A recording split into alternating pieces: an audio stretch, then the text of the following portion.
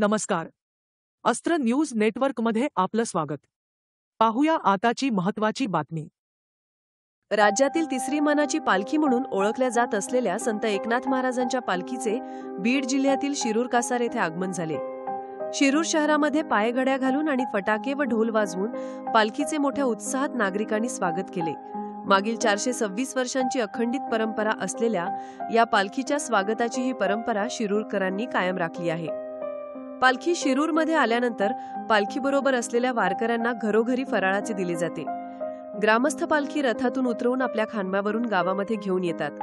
दुपारपर्यंत पालखी शिरूर येथील हनुमान मंदिरामध्ये ठेवण्यात येते. यावेळी नागरिक नाथांच्या पादुकांचे दर्शन घेतात. त्यानंतर पालखी खांद्यावर घेऊन 5-6 किलोमीटर अंतरावर असलेल्या राक्षस भुवन येथे नेण्यात येते. तिथून पुढे ही पालखी पुन्हा रथामध्ये ठेवून दुसऱ्या दिवशी बीड जिल्ह्यातील शिरूर आणि पाटोदा तालुक्यातून पंढरपूरकडे मार्गस्थ होते. Bureau report, ANN news network, Beed.